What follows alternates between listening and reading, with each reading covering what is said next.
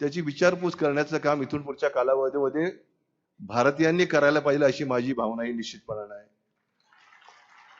आम्ही सगळे मित्रमंडळी बसले असताना या पुरस्काराला आपण काय द्यायचं, आपण देण्याइतकी आपली पात्रता नाही. त्याला सांगितलं की 1,00,000 रुपये आपण देऊ, स्मृतिचिन्ह देऊ, मानपत्र देऊ त्यांना. परंतु हे मानपत्र देत असताना काही मित्र माझ्या जवळ आले.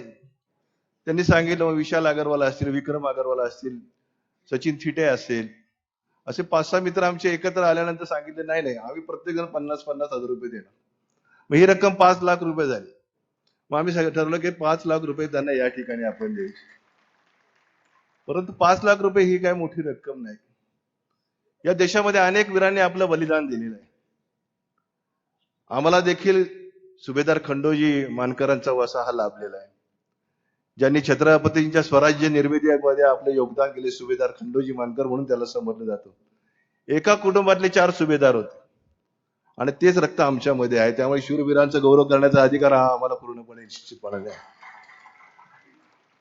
या कार्यक्रमाच्या निमित्तानं एक गोष्ट निश्चितपणे असं लक्षात येईल की दरवर्षी आपण हा कार्यक्रम घेत असताना भारतीयांना एक वेगळ्या पद्धतीचं जागरण या कार्यक्रमाच्या निमित्तानं मिळणार आहे. ज्या देशामध्ये आपण राहतो, जे सैनिक ज्या ठिकाणी काम करतात, या देशाकरता जे योगदान देतात, त्याच्यामध्ये कुठलाही जाती धर्म वगैरे काही प्रकार नसतो. आम्ही भारताचे सैनिक असतो ही भावना त्यांच्या मनामध्ये निश्चितपणे असते.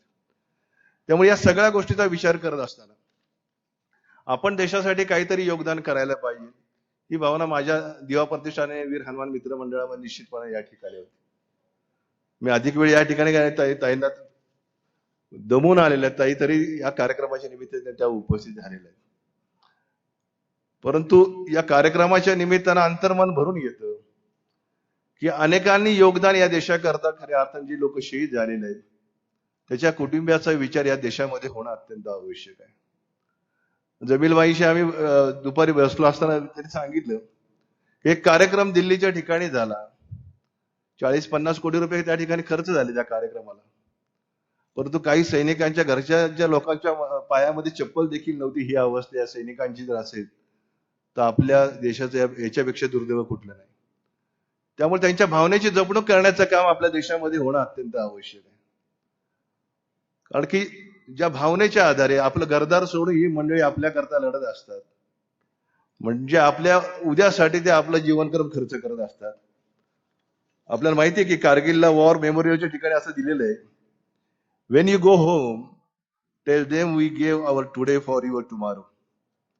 तुम्ही घरी ज्यावेळी जाल तेव्हा घरच्यांना सांगा आम्ही आमचा आज तुमच्या उद्यासाठी दिलेला आहे. हे विस्मरण आपण कधी होता कामा नये, लक्षात घ्या.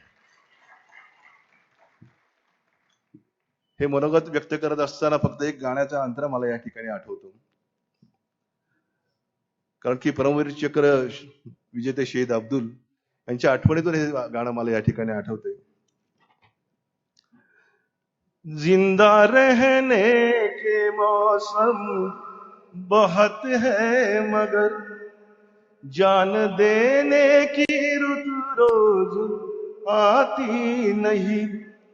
हुस्न और इश्क दोनों को रुसवा करे वो जवानी जो खून में नहाती नहीं.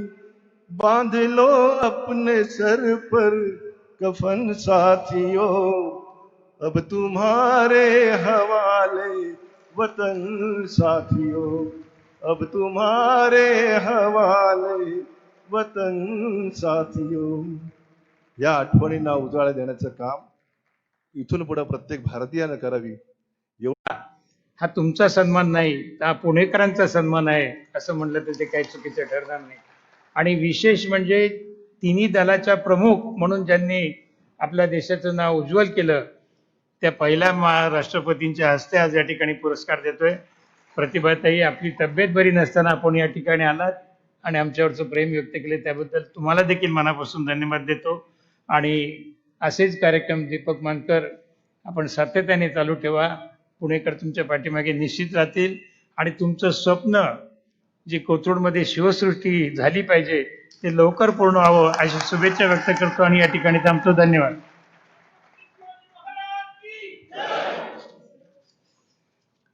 पुण्याच्या मॉडर्न हायस्कूल आणि त्याच्यानंतर फर्ग्युसन कॉलेजमधनं ज्यांनी शिक्षण घेतलं, IIM अहमदाबादमधनं मॅनेजमेंटची पदवी घेतली आणि 38 वर्षांची प्रदीर्घ देशसेवेची कारकीर्द ज्यांनी बजावली, अतिरेक्यांच्या कारवाईग्रस्त भागामध्ये जम्मू काश्मीर सारख्या ठिकाणी मेंढर, नारिया, राजौरी, पूंछ अशा ठिकाणी कार्यरत राहिलेले, न्यूक्लिअर, बायोलॉजिकल, केमिकल वॉरफेअरमध्ये स्पेशलाइज्ड असणारे आणि नंतर ज्यांच्या टेन्युअरमध्ये जम्मू काश्मीर आणि पंजाब भागामध्ये 6,500 जवानांची भरती करण्यात आली, नथिंग इज इम्पॉसिबल हे ब्रीद मनाशी बाळगून कार्यरत असणारे निवृत्त ब्रिगेडियर प्रसाद जोशी यांना टाळ्यांच्या गजरामध्ये मनोगत व्यक्त करण्यासाठी आपण आमंत्रित करू.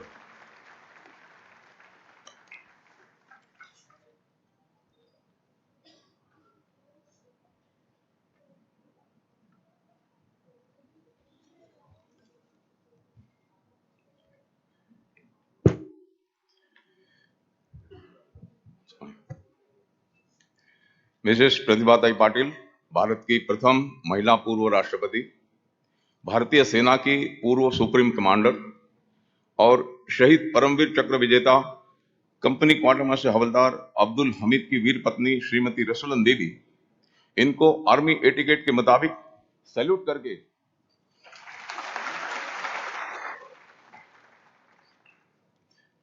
मैं ब्रिगेडियर जोशी अपना मनोगत व्यक्त करने की शुरुआत करता हूं. सर्वप्रथम दिवा प्रतिष्ठान और वीर हनुमान मित्र मंडल को मैं धन्यवाद देना चाहता हूं कि इन्होंने इस यशोदा पुरस्कार प्रदान प्रोग्राम में आज रसूलन बीबी को यहां पर बुलाया. इनके सम्मान में यहां पर मौजूद हर एक व्यक्ति का मैं शुक्रगुजार हूं कि वो अपना कीमती वक्त देकर यहां पे उपस्थित हुए. आइए सर्वप्रथम हम परमवीर चक्र विजेता अब्दुल हमीद के बारे में जानते हैं. अब्दुल हमीद का जन्म 1 जुलाई 1933 में उत्तर प्रदेश के गाजीपुर जिले के धर्मपुर नामक छोटे गांव में हुआ. पेशे से उनके पिताजी मोहम्मद उस्मान कपड़े की सिलाई का काम करते थे. अब्दुल हमीद, उनके पिता और नाना तीनों ही कुश्ती की दंगल लड़ते थे. जरूरतमंद लोगों को मदद करना यह उनका सबसे बड़ा गुण था. अन्याय के खिलाफ उन्होंने हरदम आवाज उठाई. बचपन में अब्दुल हमीद ने 50 गुंडों का अकेला मुकाबला करके एक गरीब किसान की खेती को कटने से बचाया था. 1954 में 21 साल की उम्र में अब्दुल हमीद सेना के 4 ग्रेनेडियर बटालियन में भर्ती हो गए. 1962 की चीन युद्ध में उन्होंने अपना साहस का योग्य परिचय दिया. अपने पोस्ट को बचाते हुए वो घायल भी हुए. चीनी सैनिकों के घारे में आकर उन्होंने अपनी मशीन गन से दुश्मन पर गोलियां बरसाई. चीनी युद्ध के बाद अब्दुल हमीद को लांस नायक बनाया गया और अगले 3 साल में वो हवलदार और कंपनी क्वार्टर मास्टर हवलदार बन गए. 8 सितंबर 1965 की रात को पाकिस्तान ने भारत पर हमला बोल दिया. इस वक्त अब्दुल हमीद की 4 ग्रेनेडियर्स बटालियन पंजाब बॉर्डर पर तैनात थी. युद्ध भूमि पर जाने के पहले अब्दुल हमीद ने अपने भाई को एक पत्र लिखकर कहा था, पलटन में उनकी बहुत इज्जत होती है जिनके पास कोई चक्र सम्मान होता है. देखना भाई, इस बार जंग में लड़कर हम कोई ना कोई चक्र जरूर लेके आएंगे. पंजाब के तरनतारन जिले के खेमकरन सेक्टर में अब्दुल हमीद की पलटन तैनात थी. पाकिस्तान के 4 कैवलरी रेजिमेंट ने इस सेक्टर में हमला किया अमेरिकी बनावटी के पैटर्न टैंकों के साथ. पाकिस्तान को इन टैंकों पर बड़ा नाज था. भारतीय सेना में उस वक्त जवानों के पास 303 बोल्ट एक्शन राइफल थी और शेरमन टैंक्स थे. Abdul Hamid RCL gun detachment commander थे. आरसीएल का मतलब है रिकॉइललेस गन, जो एक जीप के ऊपर माउंट होती है, और इन्फेंट्री बटालियंस आमतौर पर इसका इस्तेमाल टैंकों के खिलाफ अपना डिफेंस करने में इस्तेमाल करते हैं. गन्नों के खेत में इस आरसीएल गन जीप को छुपाकर पाकिस्तानी टैंकों पर निशाना लेकर अब्दुल हमीद ने पहले ही दिन एक एक करके 60 टैंकों को ध्वस्त कर दिया. टैंक के नाजुक हिस्से उसके ट्रैक और पेट्रोल टैंक होते हैं. हमीद ने इसी को निशाना बनाया और असल उत्तर गांव को पाकिस्तानी टैंकों का कब्रिस्तान बना दिया. आज भी ये गांव पैटर्न नगर कह के पुकारा जाता है। 9 दिसंबर को अब्दुल के आरसीएल जीप ने और 2 टैंकों को बर्बाद किया। पाकिस्तानी टैंक के गोले के शिकार उसी दिन अब्दुल की आरसीएल जीप हो गई और अब्दुल हमीद उस दिन शहीद हो गए। युद्ध में वीरतापूर्वक अपने अदम्य साहस का अपूर्व परिचय देते हुए अपने प्राणों को अब्दुल हमीद ने न्योछावर कर दिया। भारत माता का इस सपूत को सेना के सर्वोच्च पुरस्कार परमवीर चक्र से अलंकृत किया गया। 35 साल बाद 28 जनवरी 2000 को अब्दुल हमीद के सम्मान में भारत सरकार ने एक 3 रुपए का सचित्र चित्र जारी किया, जिस पर अब्दुल हमीद की फोटो और उनकी आरसीएल गन का चित्र है। 32 वर्ष की आयु में ही अब्दुल हमीद ने अपने प्राण भारत देश के लिए न्योछावर कर दिए। रसूलन बीबी के लिए ये एक बहुत बड़ा सदमा था। अपनी जवानी में ही वो विधवा बन गई। गत 52 साल से वो शहीद की विधवा पत्नी बनकर अपना जीवन काट रही हैं। हमारे देश में करीब 35 से 40% आर्मी बॉर्डर पर तैनात हैं। रेजिमेंट या बटालियन का फील्ड और पीस टेन्योर हर 2-3 साल में बदलता रहता है। जब यूनिट पीस स्टेशन में होती है तो हर मैरिड जवान, जेसीओ या ऑफिसर फैमिली क्वार्टर को पाना असंभव होता है। क्वार्टर मिलने पर भी बच्चों का स्कूल, पेरेंट्स और इन लॉज की तबीयत की वजह से जवान अपने पत्नी के साथ नहीं रह सकता। कभी स्कूल, कभी फार्मिंग, कभी खेती, कभी मेडिकल प्रॉब्लम की वजह से जवान अपने फैमिली को अपने पीस पोस्टिंग स्टेशन में शिफ्ट नहीं करता। फैमिली को अपने गांव में ही छोड़ना पसंद करता है। फैमिली मेंबर्स मिलते हैं जवान को साल में सिर्फ 2 बार, जब वो एनुअल लीव घर में आता है। जिनको फैमिली क्वार्टर मिलता है वो जवान अपने फैमिली को ले जाता है। उन्हें भाषा की प्रॉब्लम हो जाती है और नई जगह को एडजस्ट करना पड़ता है। जब तक फैमिली नए स्टेशन को, नए वातावरण को एडजस्ट हो जाती है, तब तक यूनिट का पीस टेन्योर खत्म हो जाता है और यूनिट फील्ड एरिया में और फैमिली वापस अपने गांव में जाना पड़ता है। जिनके पति बॉर्डर में तैनात है उनके लिए घर कारोबार चलाना, बच्चों को पढ़ाना, पेरेंट्स और इन-लॉज का ख्याल रखना, सारी जिम्मेदारी उनके कंधे पे होती है। जब तक अपने पति का ऑल ओके कॉल नहीं आता, पत्नी हमेशा बेचैन रहती है। लगातार पोस्टिंग की वजह से फौजी का सारा संसार 8-10 ब्लैक बॉक्स में समाया जाता रहता है। बच्चे भी किसी एक स्टेशन में अपनी पढ़ाई पूरी नहीं कर सकते। हर नए स्टेशन में बच्चों को स्कूल एडमिशन की झंझट होती है। मिलिट्री वाइफ चाहते हुए भी अपनी खुद की करियर प्रोग्रेस नहीं कर पाती। हर स्टेशन में अलग किस्म का घर मिलता है, कभी पक्का मकान, कभी बांबूनुमा, बाशानुमा घर, तो कभी tent accommodation. Schooling, medical, social engagement, सारे त्योहार सबको निभाने की जिम्मेदारी मिलिट्री वाइफ की होती है। ज्यादातर जवानों की वाइफ पढ़ी लिखी नहीं होती है। बॉर्डर पर या युद्ध भूमि पर शहीद होने पर जवान के पत्नी को काफी मात्रा में सरकार से ग्रांट्स मिलते हैं। इन ग्रांट्स को हड़प करने में विधवा पत्नी के माँ बाप, इन लॉज, भाई, देवर पीछे नहीं होते। गांव के सरपंच और अन्य मान्यवर इन ग्रांट्स की मदद से गांव में शहीद की समाधि, स्कूल और अस्पताल खोलने की कोशिश में रहते हैं। इन हालातों में शहीद पत्नी बिल्कुल हतबल और कमजोर बन जाती है।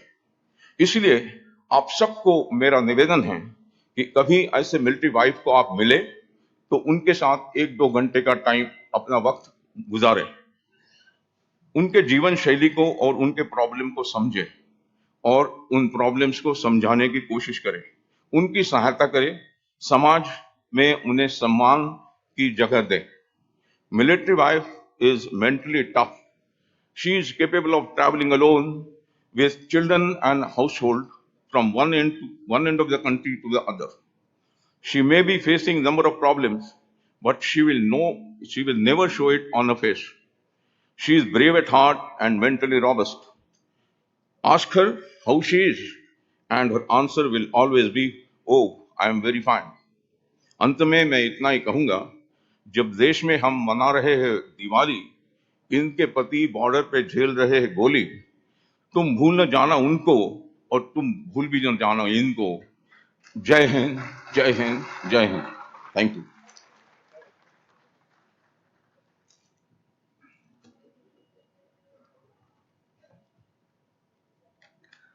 प्रसाद सरांनी खूप मनापासनं आपलं हृदयस्पर्शी मनोगत व्यक्त केलं. यानंतर मी आमंत्रित करतोय अनीस चिश्तीजींना. अनीसभाईंबद्दल आवर्जून सांगण्याजोग्या 2 गोष्टी नक्की सांगतो. गेल्या 35 वर्षांपासून आर्मीच्या सिनियर्स ऑफिसर करता देशप्रेमाबद्दल, पॅट्रिऑटिझम आणि जातीय सलोखा यासारखे विषय शिकवण्यासाठी त्यांना आर्मीकडनं पाचारण केलं जातं. भारतीय सेनेने त्यांना नुकतंच मेंबर फॅकल्टी ऑफ अकॅडमिशियन्स या पदावर नियुक्त केलंय आणि सेनेच्या सेवेबद्दल चिश्तीजींना आर्मी कमांडर्स कमेंडेशन कार्ड प्रदान करण्यात आलंय. हे पारितोषिक त्यांना कारगिल युद्धात सेनेचं मनोबल उंचावण्याचं फलस्वरूप देण्यात आलेलं आहे. असा सन्मान प्राप्त झालेले अनीस चिश्ती हे भारतातील एकमेव बिनलष्करी व्यक्ती आहेत. मनपूर्वक स्वागत.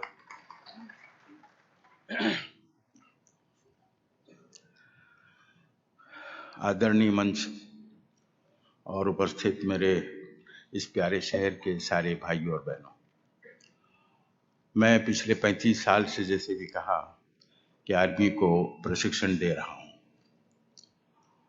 और मेरी लाइफ में जो आर्मी का अनुभव है वो बड़ा अजीब है. जितने क्लोजली मैं आर्मी को जानता हूं, शायद ही भारत के बहुत कम शहरी उससे वाकिफ होंगे. शहीद अब्दुल हमीद, मैं ऑफिसर्स को पढ़ाता हूं, इसलिए मेरा हवलदार से और बहुत हुआ तो सूबेदार मेजर से मेरा संबंध आता है. लेकिन मैं जानता हूं कि उनके घरों के अंदर क्या बीतती है. अभी आपने सुना, ब्रिगेडियर साहब ने आपको बहुत तफसील से बताया. लेकिन मैं आपसे एक बात कहता हूं कि शहीद अब्दुल हमीद साहब ने जो कुछ किया, ये केवल उनके ही नहीं बल्कि हर मुसलमान के खून में है. इस देश की रक्षा के लिए, इसकी सरहदों की हिफाजत के लिए आज ये कोई पहला नया वाकया नहीं है.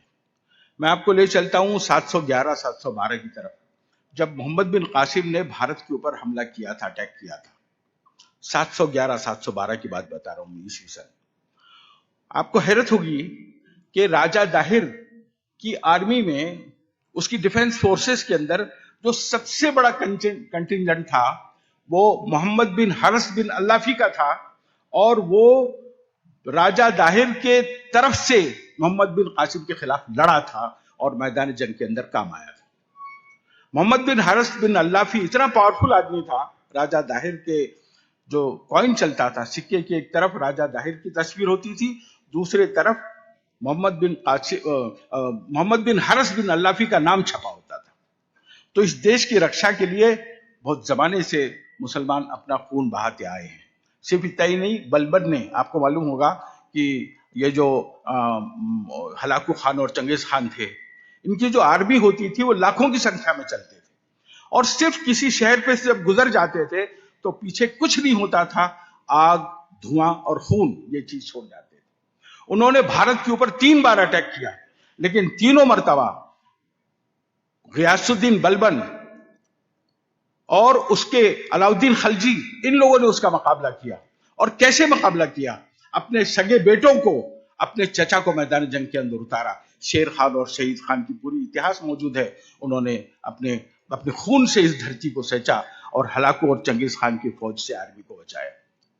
जब शहीद अब्दुल हमीद की न्यूज फैली पूरे वर्ल्ड में, तो मुझे अच्छी तरह याद है कि मैं, जाहिर है कि बहुत यंग था, बिल्कुल कम उम्र था, लेकिन वो न्यूज जो है बार बार आती थी पाकिस्तान से, और वो न्यूज ये थी कि इसको शहीद शहीद तुम क्यों बोलते हो, इस व्यक्ति को तुम शहीद क्यों बोलते हो, इसने मुसलमानों को मारा है मुसलमान होते हुए, ये आदमी शहीद कैसे हो सकता है?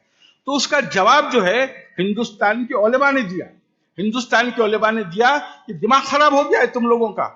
जिस देश के साथ हमारा पैक्ट है, जिस देश के साथ हमारा मुआहदा है, उस देश की हर चीज की हिफाजत के लिए हम अपनी जान की बाजी लगा सकते हैं, और वो व्यक्ति शहीद कहलाएगा. और उसको शहीद कहलाने का इस्लामी आइडियोलॉजी के हिसाब से, इस्लामी शरीयत के हिसाब से उसको, क्योंकि अगर फर्ज कीजिए कि मेरे घर के अंदर कोई एक्सीडेंट हो जाता है, तो क्या फायर ब्रिगेड नेपाल से आएगा, चाइना से आएगा, पाकिस्तान से आएगा? कौन मेरी मदद के लिए सबसे पहले दौड़ेगा? मेरा पड़ोसी। वो ये नहीं देखा जाएगा कि उसका जात क्या है, उसकी धर्म क्या है, वो मेरे लिए सबसे पहले मदद के लिए दौड़ेगा। जब किसी एम्बुलेंस की जरूरत पेश आएगी तो ये नहीं देखेगा कि उसका ड्राइवर कौन है, डॉक्टर कौन है, नर्स और सिस्टर कौन है, ये नहीं देखा जाएगा। ये देश का धरोहर ऐसा है कि यहाँ पे अलग अलग जातियों के, धर्मों के लोग, यहाँ के अलग अलग संस्कृतियों के लोग, भाषाओं के लोग एक जगह रहते हैं।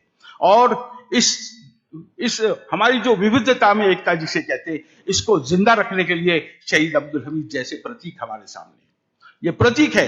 ये इसको जितना इसका आदर सम्मान किया जाए, दीपक भाऊ, मैं पूरे मानव समाज की तरफ से आपका धन्यवाद मानता हूं।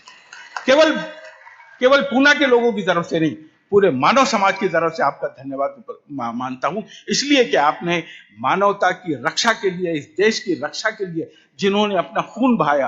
अरे भाई, हाथ के अंदर पिन लग जाती है तो क्या तकलीफ होती है, आप जानते हैं। एक पिन चुभ जाए तो बेचैन हो जाते हैं हम, और किसी सड़क के ऊपर अजनबी जमीन के अंदर गर्दन कटाना और गोलियों का शिकार होकर तड़प के मरना, ये कोई आसान काम नहीं होता। उसके लिए कहते हैं, जब पड़ा वक्त गुलिस्तान को लहू हमने दिया, जब पड़ा वक्त गुलिस्तान को लहू हमने दिया।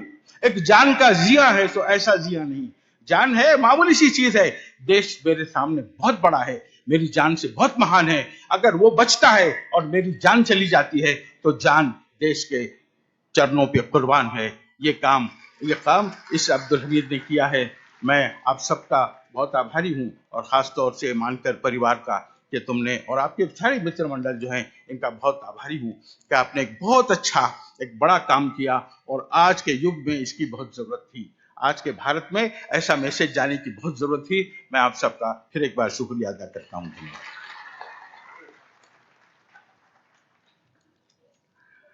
मंदिर मस्जिद गिरजाघर में बांट दिया भगवान को, धरती बाटी सागर बाटा मत बाटो इन्सान को, अनिजींच्या मनोगतातनं हेच आपण घेऊ शकतो। मी यानंतर आमंत्रित करतोय महाराष्ट्रातले संत साहित्याचे गाढे अभ्यासक आदरणीय डॉक्टर रामचंद्र देखणे सरांना मनोगत व्यक्त करण्यासाठी। नंतर आहे ना त्यांच्या आधी आदरणीय उल्हासदादा पवार यांना मनोगत व्यक्त करायचंय। मी दादांना आमंत्रित करतो।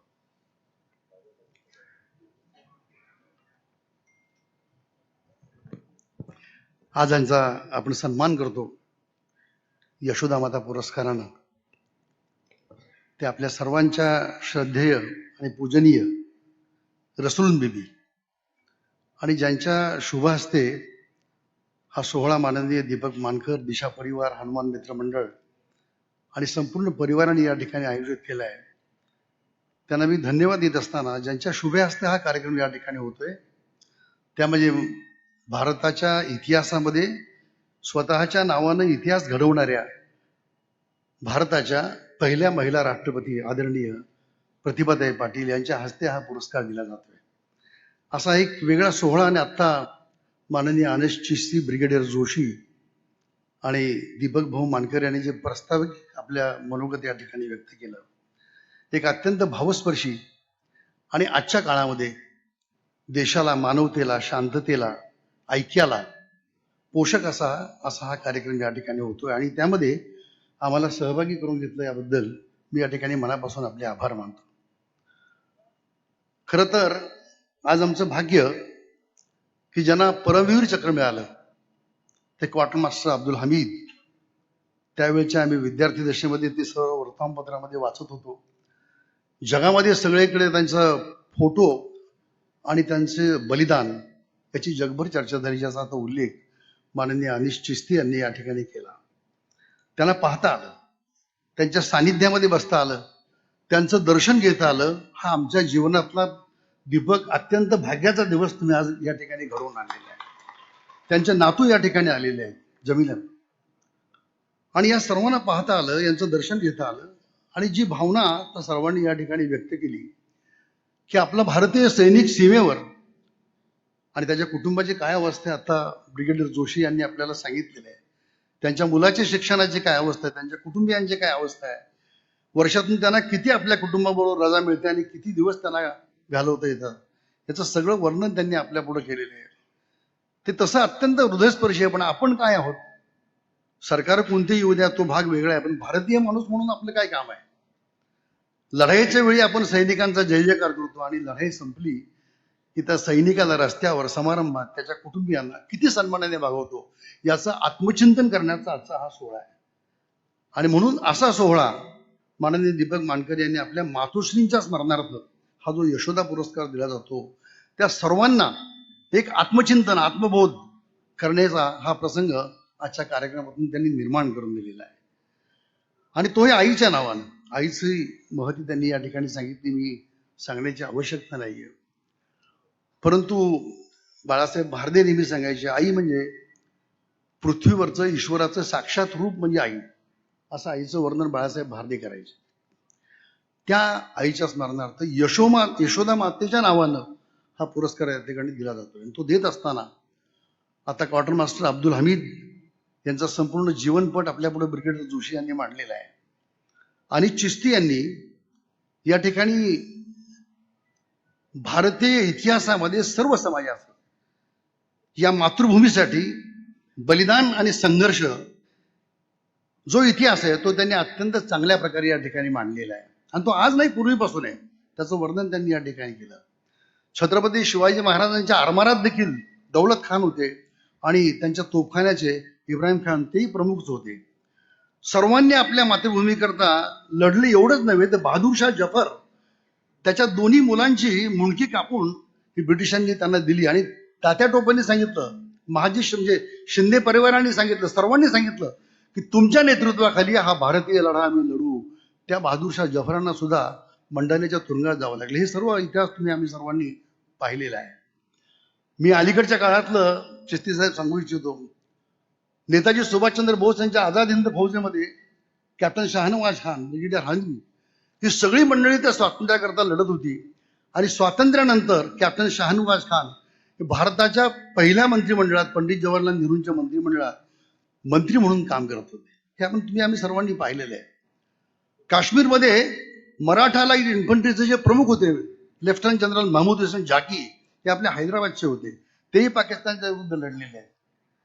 Air chief marshal Arjun Singh असतील, एअर चीफ मार्शल पिंटू असतील, ही सगळी जाती धर्म विरोधी भारतीय माणसं भारताच्या स्वातंत्र्यासाठी, अखंडत्वासाठी अबाधितपणे आपलं बलिदान करण्याकरता कधी मागे हटलेला हा इतिहास तुम्ही आता या ठिकाणी सांगितलेला आहे. मी आपल्याला एवढंच सांगू इच्छितो की माननीय दीपक मानकर यांनी आज या पुण्यामध्ये आणि या पुण्याच्या माध्यमातून सर्व महाराष्ट्राला आणि महाराष्ट्राच्या माध्यमातून संपूर्ण देशाला एक वेगळा संदेश दिलेला आहे. जो संदेश माझे मित्र अनिश चिश्ती आणि आता रामचंद्र देखणे आमच्या भागवत संप्रदायातून मानवतेचं उदात्त काय भावना आहे ते सांगतीलच. पण अनिश चिश्तींना मी आपल्याला सांगू इच्छितो की आम्ही ज्ञानेश्वरीचं पारायण घेतलं होतं 1972 साली नाना पटेल. त्यावेळी आमच्या 7 दिवसाच्या पारायणामध्ये अब्दुल रजाक बियाबानी यांचं एक प्रवचन ठेवलेलं होतं. ज्या ठिकाणी भंडारा डोंगरावर तुकारामांनी गाथा लिहिली त्या ठिकाणी गाथेचं पारायण होत असताना त्या 7 दिवसामध्ये अनिश चिश्तींचं एक प्रवचन आमच्या वारकरी संप्रदायात आम्ही ठेवलं होतं, आमच्या मांडवामध्ये ठेवलं होतं. आणि त्यांनी इस्लामच्या माध्यमातून आणि सगळ्या पैगंबरांच्या जीवनाच्या माध्यमातून मानवतेचा, बंधुभावाचा, शांततेचा संपूर्ण इतिहास आमच्या वारकरी संप्रदायाच्या त्या संपूर्ण पारायण सोहळ्यामध्ये त्या ठिकाणी माझंही मनोगत मी व्यक्त केलं होतं. आणि चिश्ती त्या ठिकाणी आलेले होते. हा सगळा इतिहास आहे. ते सगळं ऐकत असताना आणि क्वार्टर मास्टर अब्दुल हमीद यांच्या पत्नीकडे पाहत असताना आणि त्यांच्या भावना पाहत असताना माझ्या मनामध्ये या कार्यक्रमाच्या रूपानं काही भावना आल्या. राही मसूम रझा हे भारताचे मोठे उर्दू शायर होते, फार मोठे उर्दू शायर. त्यांचा एक प्रसंग, त्यांची नज्म मला आता आठवत नाही पण ती इतकी सुंदर आहे. ते म्हणत होते की मी काश्मीरमध्ये गेलो आणि भारतामध्ये चर्चा आहे मायनॉरिटी आणि मेजॉरिटीची. मी काश्मीरमध्ये गेलो तर माझ्या लक्षात आलं की हिंदू मायनॉरिटीमध्ये आहेत. लोक म्हणत होते की आम्ही मायनॉरिटीमध्ये आहेत, मुस्लिम मेजॉरिटीमध्ये आहे. मी नागालँड आणि नेपाळच्या त्या बाजूला गेलो, लोक म्हणत होते हिंदू आम्ही मायनॉरिटीमध्ये आहोत, ख्रिश्चन मेजॉरिटीमध्ये आहे. मी असं इकडे आलो म्हणले दक्षिणेमध्ये, पण लोक म्हणायला लागले आम्ही मायनॉरिटीमध्ये आहोत, हिंदू मेजॉरिटीमध्ये आहे. आणि ह्या सगळ्याचा अभ्यास केला आणि माझ्या लक्षात आलं की भारतामध्ये हिंदूही मायनॉरिटीमध्ये नाही, ख्रिश्चन मायनॉरिटीमध्ये नाही, मुसलमान मायनॉरिटीमध्ये नाही, फक्त भारतीय हा मायनॉरिटीमध्ये आहे. आणि मला वाटतं भारतीय हा खऱ्यामध्ये बहुमतामध्ये आणणार, आम्ही सर्व भारतीय आहोत ही भावना चेतवणं म्हणजे आज क्वार्टर मास्टर अब्दुल हमीद यांच्या वीर पत्नीचा हा सन्मान अशा अर्थानं मी या सोहळ्याकडे या ठिकाणी पाहतो. आणि या सोहळ्यामध्ये मी तर जवळजवळ पहिल्या वर्षापासून माननीय दीपक मानकर यांनी एक वेगळ्या प्रकारचा या ठिकाणी सोहळा हा निर्माण केलेला आहे. आणि त्याच्या माध्यमातून केवळ मनोरंजन, केवळ करमणूक नव्हे, तर प्रबोधन आणि खऱ्या अर्थानं आत्मचिंतन करण्याला लावण्याकरता असा हा प्रसंग है. चिश्ती जी, मुझे एक शेर याद आया. वो किसी अपने एक्टर ने पढ़ा था बहुत. आणि प्रत्येकाबद्दल शंका घेतली जाते की तुमचं ह्या भारतावर प्रेम आहे की नाही. तुझे तो है ही प्यार मादरे वतन पे, तुझे तो है ही प्यार मादरे वतन पे, गैरों के दिलों में एतबार पैदा कर. असं त्या प्रकारचं तुझं तर आहेच, का तुम्ही शंका घेता. प्रत्येक भारतीयाचं या देशावर प्रेम आहे. जात धर्म पंथ याच्या पलीकडे तो या देशावर प्रेम करतो. परंतु आजकालच्या काळामध्ये आपण अनेकांच्याकडे संशयाने पाहतोय. तो मला वाटतं आपल्या मनातला संशय दूर करणं हे आजच्या कार्यक्रमातनं जरी आपण स्फूर्ती घेतली तरी या कार्यक्रमाचं सार्थक झालं असं मी समजतो. धन्यवाद.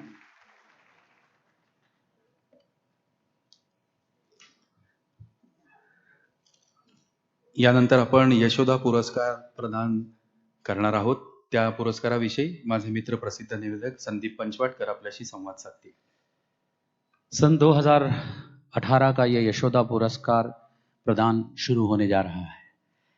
सबसे पहले इस पुरस्कार के साथ जो मान पत्र दिया जाने वाला है उसे आप सबके सामने इस मान पत्र को लिखने वाले हिंदी और उर्दू साहित्य के जानकार अभ्यासक डॉक्टर सुनील देवधर इनसे निवेदन है कि आप उस मान पत्र को पढ़ के सुनाएं.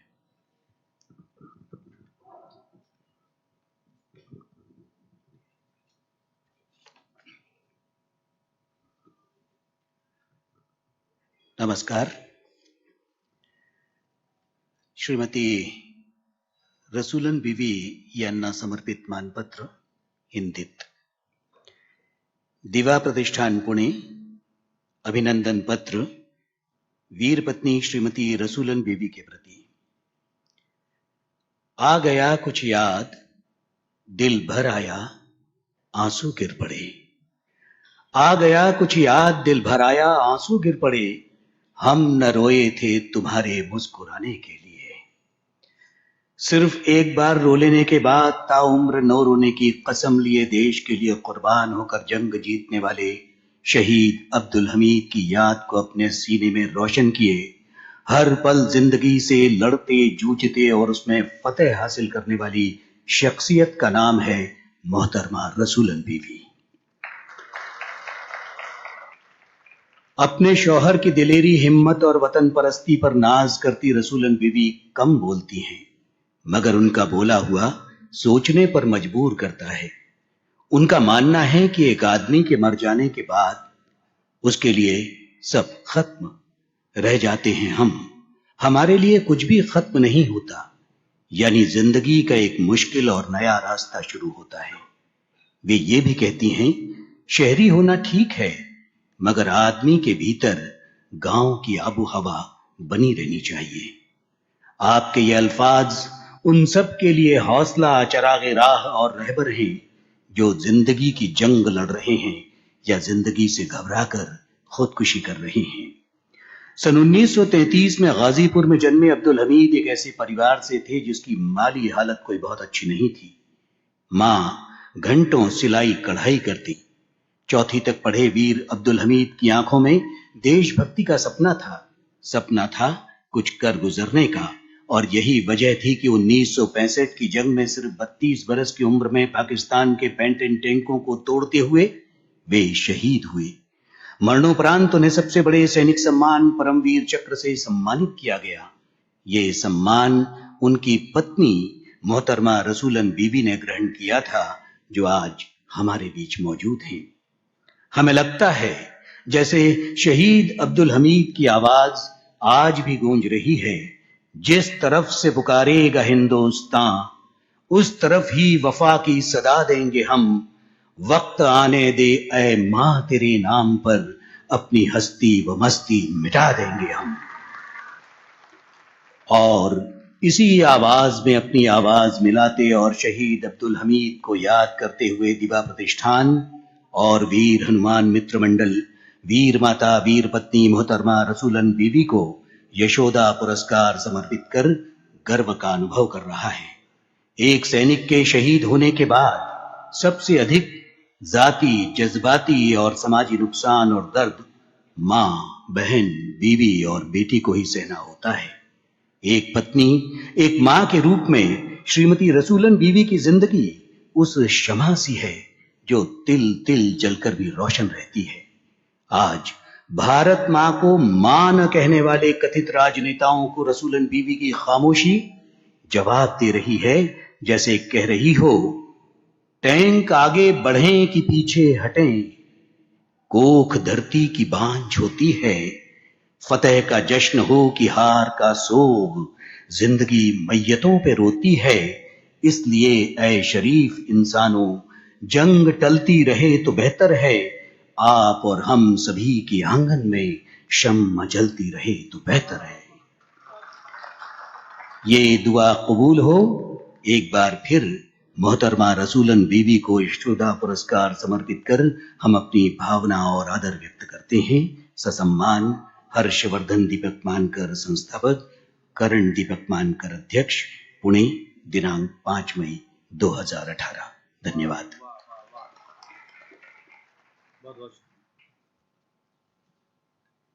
बहुत बहुत शुक्रिया डॉक्टर सुनील जी देवधर साहब। एक बहुत अच्छी बात मैंने अपने जीवन काल में कभी पढ़ी थी, जिसमें यह कहा गया था कि जिंदगी की खूबसूरती यह नहीं कि आप कितने खुश हैं, जिंदगी की खूबसूरती यह नहीं कि आप कितने खुश हैं, बल्कि यह है कि दूसरे आपसे कितने खुश हैं।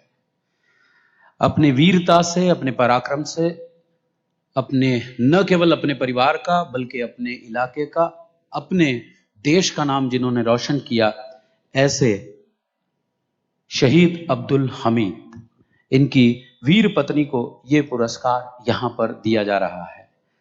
आज एक बात का जिक्र करने को मेरा दिल जरूर कर रहा है कि 1965 की उस फतेह के बाद उस वक्त के पंत प्रधान लाल बहादुर शास्त्री ने इसका पूरा श्रेय जय जवान जय किसान इस नारे से दिया था और कहा था कि इनकी वजह से ये विजय हासिल हुई है।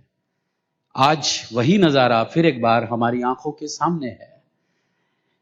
एक जवान की पत्नी को एक किसान का बेटा अपने मां के सम्मान से सम्मानित कर रहा है। इससे बेहतर और क्या हो सकता है। इस पुरस्कार को प्रदान करने के लिए आप सबकी जोरदार तालियों के साथ मैं यहां पर भारत की पहली महिला माजी राष्ट्रपति सौ प्रतिभाताई पाटिल तथा मानकर परिवार के सभी सदस्यों से निवेदन करूंगा कि आप 2018 का ये यशोदा पुरस्कार परमवीर चक्र विजेता शहीद वीर अब्दुल हमीद की वीर पत्नी रसूलन बीवी जी को पूरे सम्मान, प्रेम और आदर से प्रदान करें। सम्मान चिन्ह, मान पत्र, साड़ी, शॉल और 1 लाख रुपए की राशि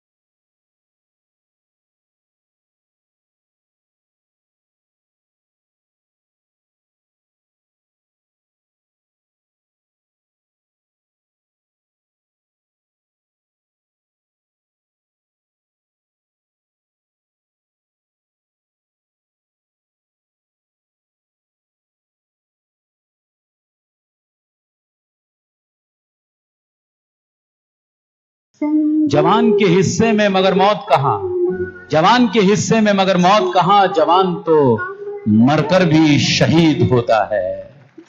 भारत माता की। हम अपनी जगह खड़े होकर जोरदार तालियों से ये सम्मान अपनी तरफ से दे सकते हैं रसूलन बीवी जी को। वंदे वंदे वंदे वंदे। भारत माता की, भारत माता की। शहीद अब्दुल हमीद अमर रहे, अमर रहे, अमर रहे।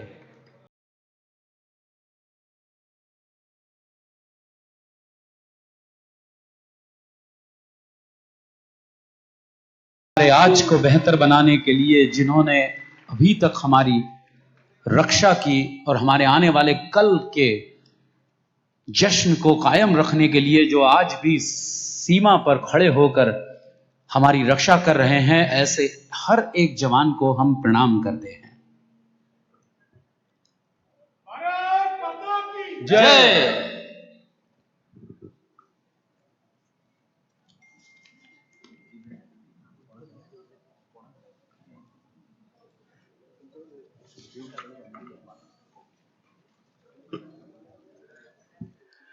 मगाशी दीपक भाऊंनी उल्लेख केला होता त्याप्रमाणे आमचे मित्रमंडळी विशाल अगरवाल, सचिन थिटे, श्याम शेठ गुप्ता, मनीष माहेश्वरी, संजय वेर्णेकर, विक्रम अगरवाल, रितेश अगरवाल, अंकित अगरवाल या सर्व मंडळींनी एकत्र येऊन अब्दुल हमीद यांच्या प्रति कृतज्ञता म्हणून 4 लाख रुपयाचा निधी भाऊंच्या मार्फत त्यांच्याकडे सुपूर्द केलेला आहे। या मित्रांच्या वृत्तीसाठी जोरदार टाळ्यांनी आपण दाद देऊ।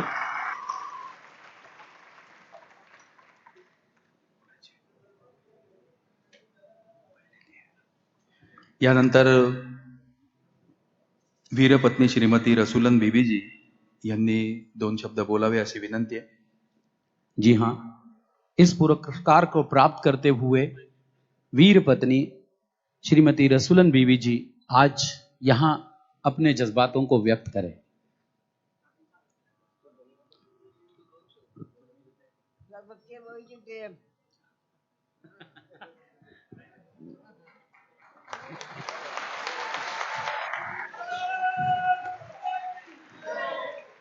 उन्होंने कहा कि माइक को यहां लाने की जरूरत नहीं, मैं वहां आकर अपने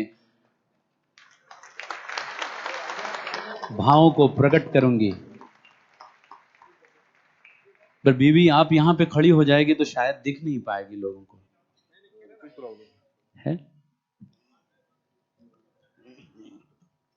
हमार सोहर का नाम कह के दुनिया में चल गई ना, लेकिन अब उतना केहू हमरे घर में ना कहा। हमार नाम बहुत कह के जाना, हमार बहुत इज्जत है।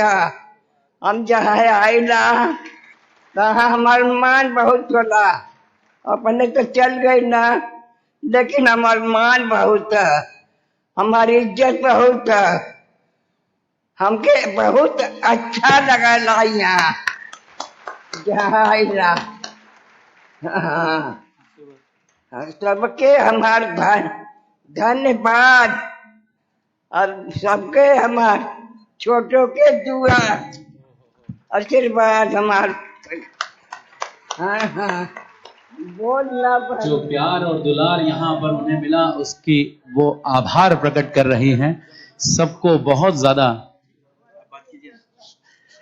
बहुत ज्यादा शुक्रिया अदा वो दे रही हैं और ये कह रही हैं कि पति के शहीद होने के बाद जो इज्जत हिंदुस्तान ने हमें दी है उसकी वो तहे दिल से शुक्रगुजार है। मैं जमील आलम साहब से अब गुजारिश करूंगा, जो इस परिवार के पोते हैं, उनसे गुजारिश करूंगा कि कृपया आप यहां आए और अपने परिवार की ओर से अपने विचारों को, अपनी भावनाओं को वो प्रकट करें। जनाब जमील आलम साहब, जोरदार तालियां।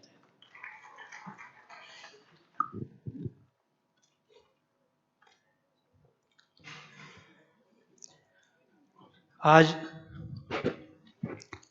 मंच पे हमारे बैठे हुए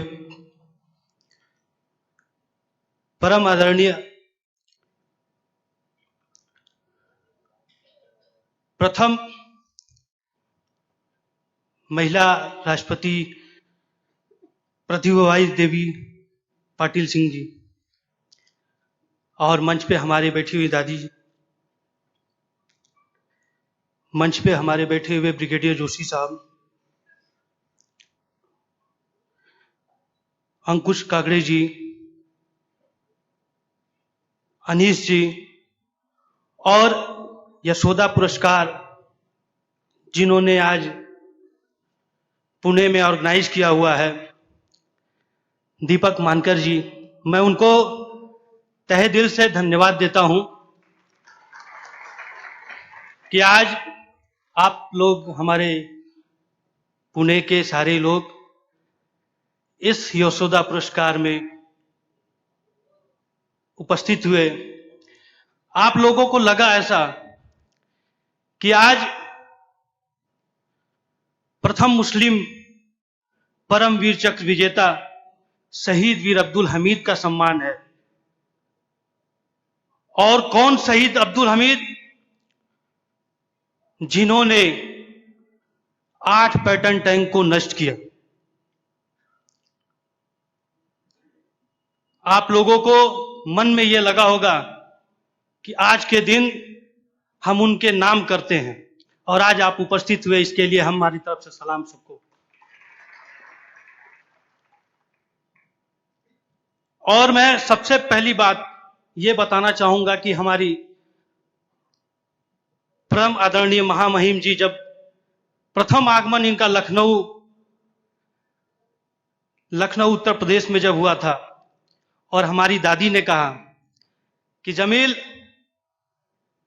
हमें जो सर्वोच्च पदक भारतीय सेना का परमवीर चक्र से सम्मानित हमारे महामहिम के द्वारा हमारा हुआ था, और हमारे उत्तर प्रदेश के लखनऊ में अगर हमारी महामहिम आती हैं तो हम चल के उनका स्वागत करना चाहते हैं। दादी ने इच्छा जाहिर की, और हमारे महामहिम जी को पता चला कि दादी जी आ रही हैं। उन्होंने फौरन कहा कि सबसे पहले हम उनसे मिलेंगे, बाकी बाद में सबसे मिलेंगे।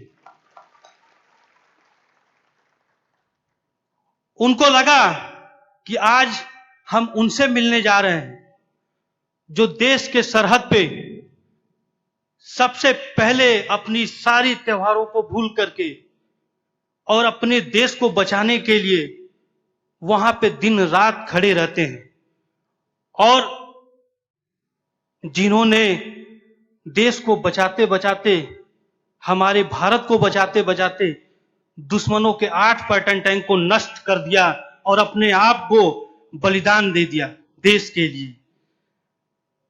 तो मैं तहे दिल से हम अपने महामहिम जी के लिए सैल्यूट करते हैं।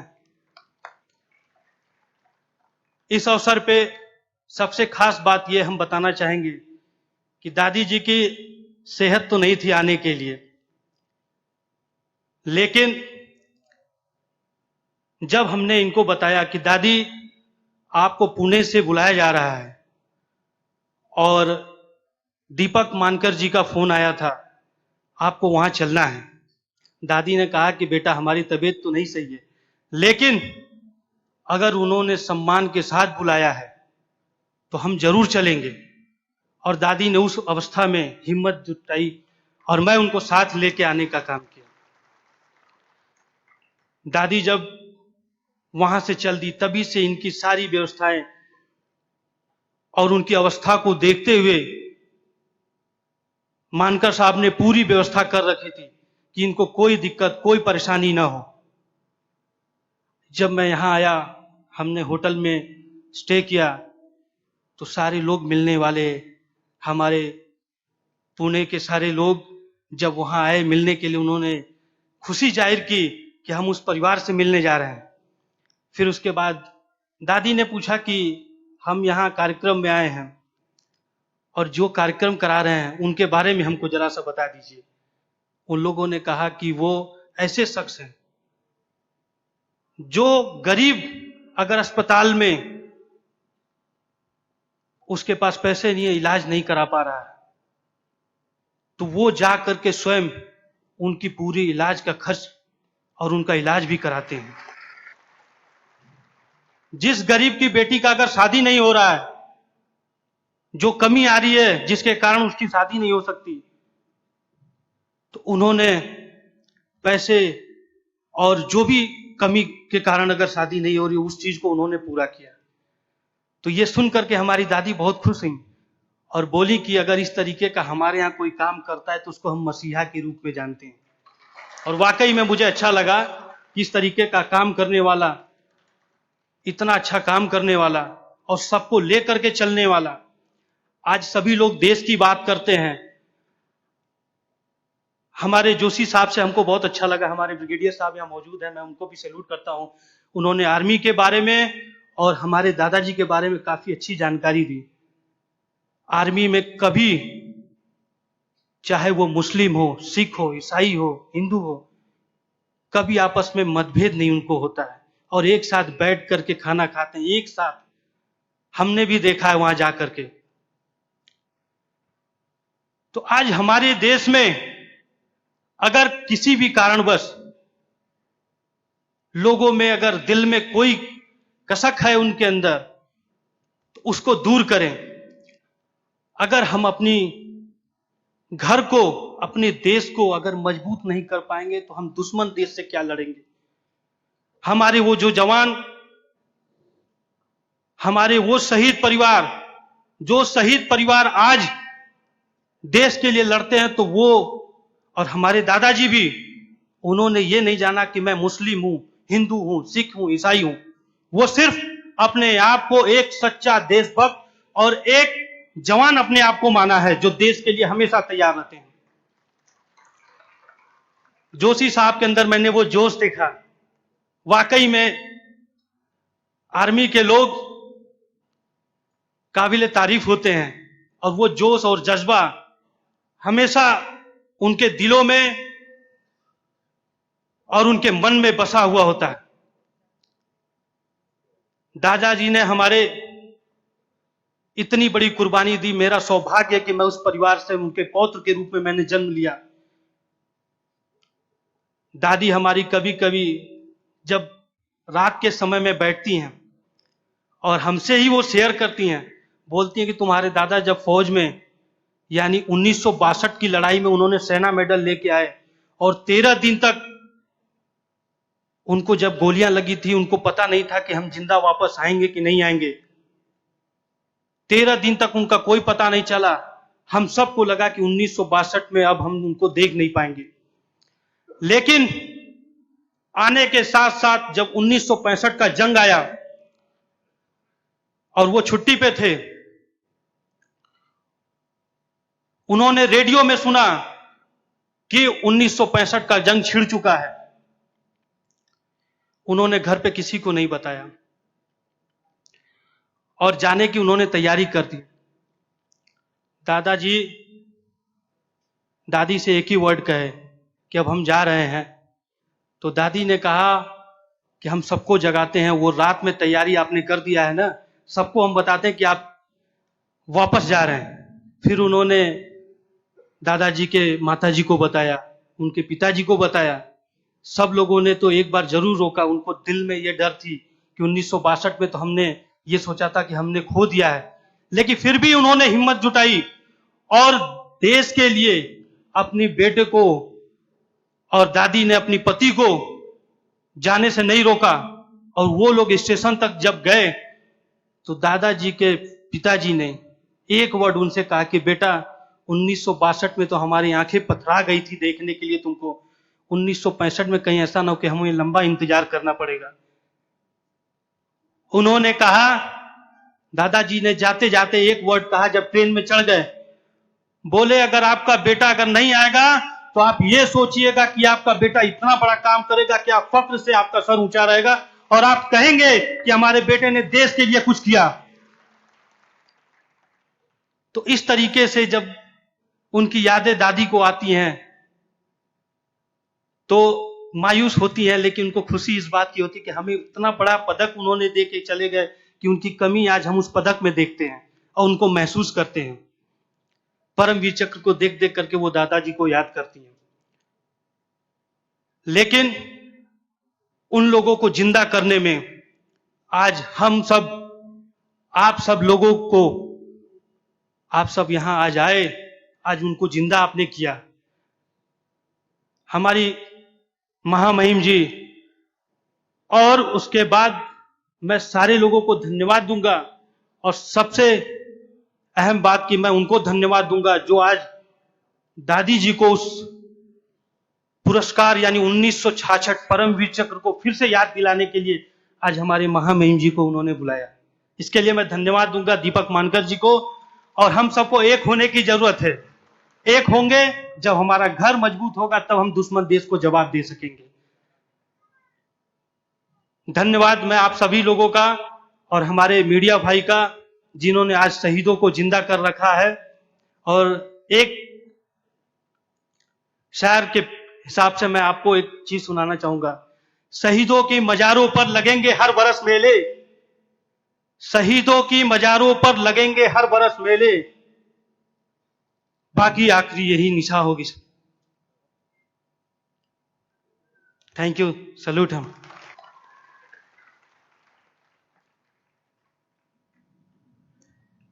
यानंतर मी डॉक्टर रामचंद्र देखणे यांना मनोगत व्यक्त करण्यासाठी आमंत्रित करतो। अखिल भारतीय तिसऱ्या मराठी लोककला संमेलनाचे अध्यक्ष असणारे आदरणीय डॉक्टर रामचंद्र देखणे सर।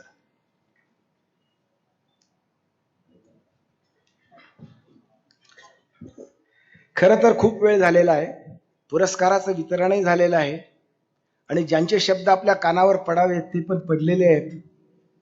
पुन्हा काहीतरी बोलावं असं नाहीये, पण एवढ्या मोठ्या समारंभामध्ये कुठेतरी ज्ञानोबा तुकोबांचे शब्द दिले गेले पाहिजेत। या कार्यक्रमाच्या प्रमुख माननीय प्रतिभाताई पाटील, माजी राष्ट्रपती, ज्यांना ह्या पुरस्काराने गौरवलं, त्या वीरपत्नी अब्दुल हमीद यांच्या वीरपत्नी रसुलन बीबीजी, दीपक मानकर आणि व्यासपीठावर सर्वच मान्यवर मंडळी, मला मानकरांचे विशेष अभिनंदन करायचे एवढ्यासाठी की मानकर या शब्दामध्ये एक मान नावाचा एक शब्द आहे, नंतर कर नावाचा शब्द आहे। संस्कृतमध्ये असं वचन आहे, उद्यमः साहसम धैर्यम बुद्धी शक्ती पराक्रमः षडेश यत्र वर्तन्ते तत्र देवः साह्यकृत। जी माणसं उद्यम, साहस, धैर्य, पराक्रम आणि शक्ती यांचा इतरांना मान देतात त्यांचं नाव असतं मानकर। तेव्हा असं मान देण्याची परंपरा पुणेकरांची आहे। आणि आता दिदींच्या नातवानं सांगितलं, ही आम्हाला खूप मोठा सन्मान मिळाला, परमवीर चक्रा इतकाच मोठा सन्मान यशोदा पुरस्काराने मिळवला। त्या मानकर कुटुंबियांना मी शतशः धन्यवाद देतो। दुसरी महत्वाची गोष्ट म्हणजे अब्दुल हमीदांबद्दल खूप काही बोलले मी, त्यावेळेला शाळेमध्ये होतो, त्यांच्या कथा मी ऐकल्या होत्या, त्याच्यावरती मी निबंध लिहिला होता। पण मला या गोष्टीचा इतिहासाचे फक्त एक संदर्भ सांगायचा आहे जो कधी सांगितला गेला नाही। 7 पॅटर्न रणगाडे अब्दुल हमीदांनी जेव्हा निकामी केले, ते संपूर्ण तोडून टाकले, त्यानंतर त्यांच्या अंगावर धडा धडा धडा धडा अशा गोळ्या पडत होत्या, अंगाची चाळणी होत होती, अजून शेवटचा क्षण, शेवटचा श्वास, शेवटचा प्राण होता, तो सुद्धा देशासाठी द्यायचा आहे। म्हणून त्या अवस्थेमध्ये त्यांनी 8वा रणगाडा सुद्धा उद्ध्वस्त केलेला आहे। इतिहास काय सांगतोय?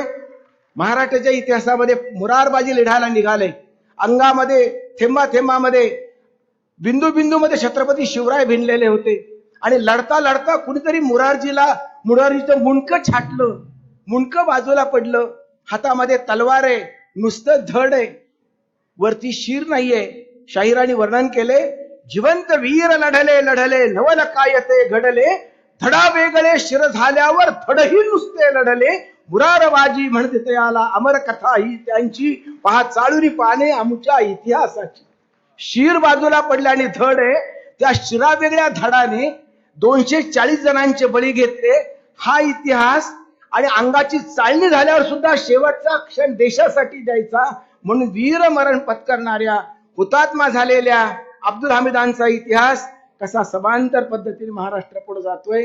आणि म्हणून या सगळ्याचं छानपैकी खूप सुंदर असं नियोजन करून आपण त्यांना इथं बोलावलं आणि पुणेकरांच्या वतीने हा पुरस्कार दिलाय। हा मातृ पुरस्कार आहे, एका वीर मातेला दुसऱ्या एका मातेच्या नावानं पुरस्कार एका मोठ्या मातेच्या हस्ते देत आहे। तेव्हा फार वेगळं वातावरण आहे। भारतीय संस्कृतीमध्ये आईला खूप महत्व आहे. देवाला तर आहेच आहे, देवाच्या ठाई, संतांच्या ठाई आणि आईच्या ठाई आपण श्रद्धाभाव समर्पित करतो. ब्रह्मभावाचं ज्ञानरूप म्हणजे देव असतो, ब्रह्मभावाचं बोधरूप म्हणजे संत असतात, पण ब्रह्मभावाचं भावरूप म्हणजे आई असते. आणि त्या आईच्या निमित्तानं हा पुरस्कार आपण देतोय. खूप छान गोष्ट आहे. वारकरी संप्रदायामध्ये आईला तर खूप महत्व आहे, मी अधिक काही बोलणार नाही. पण मित्रांनो, आपण पंढरपूरची वारी घेऊन जातोय. आनंद तेथीचा मुके शिवाचा, बहिरे ऐकती कानी रे, आंधळे अशी डोळे, पांगोळे अशी पाय, तुका म्हणे वृद्ध होती तरणे रे. तो पंढरपूरचा पांडुरंग सुद्धा पुंडलिकाच्या आई भक्तीच्या सेवेसाठी आलेला आहे. हे महाराष्ट्राच्या लोकांनी जाणावं. आणि आईच्या सेवेमध्ये परमात्म्याला उभं करायचं सामर्थ्य आहे. हे ज्या संस्कृतीने दिलं, त्या संस्कृतीमध्ये मातृ सोहळा होतोय. पुन्हा या सोहळ्यासाठी जमलेल्या सर्वांना धन्यवाद देतो. कौरव पांडवांच्या वेळेला होळी पौर्णिमेचा दुसरा दिवस होतो आणि चिखलाचा हत्ती तयार करतात. कौरव 100 जणांचे भराभरा गोळे टाकतात आणि आईला साखर वाटतात. पांडव म्हणतात आपण पण साखर वाटूया, पण इंद्राचा ऐरावत आणूया. तो इंद्राचा ऐरावत असा छानपैकी तो जायचं कसं म्हणून कथा अशी की बाणाला बाण लावून स्वर्गापर्यंत शिडी करतात आणि ते काम भीमाकडे देतात. भीम वर जातो, तो बलाढ्य हत्ती आपल्या पाठीवर टाकतो आणि वरून असं खाली बघतो आणि त्याला अहंकार होतो, एवढा मोठा हत्ती मी माझ्या हत्तीवरती माझ्या आईला बसवणार आणि साखर वाटणार. तेवढ्यामध्ये त्या अहंकाराला काहीतरी तडा जातो आणि एक बाणाचा हे तुटतो आणि भीम आता खाली पडणार, त्याच्या चिंध्या होणार. सगळे लोक पाहतात, अरे भीम पडणार, चिंध्या होणार. हे जेव्हा कुंती मातेला कळतं, तेव्हा कुंती माता म्हणते कुठे, आणि पटकन कुंती पुढे जाते आणि आपल्या पदरामध्ये ऐरावता सकट भीमाला झेलते. मित्रांनो, कथेचा भाग बाकीचा सोडून पण रूपक समजावून घ्या. जे सामर्थ्य कुंतीच्या पदराचं, ते सामर्थ्य रसूलन बीजींच्या सामर्थ्याचं आहे. म्हणून त्या सामर्थ्याला वंदन करतो आणि मानकरांना धन्यवाद देऊन माझं बोलणं थांबवतो. नमस्कार. ज्यांच्या शुभ हस्ते आपण आजचा यशोदा पुरस्कार प्रदान केला, बळीराजाच्या गावशिवेवरून वाटचाल करत जगातली सगळ्यात मोठी लोकशाही असणाऱ्या भारताच्या सर्वोच्च पदावर विराजमान झालेल्या पहिल्या महिला राष्ट्रपती आदरणीय सौभाग्यवती प्रतिभाताई देवीसिंह पाटील यांना मी आमंत्रित करतो. त्यांनी मार्गदर्शन करावं.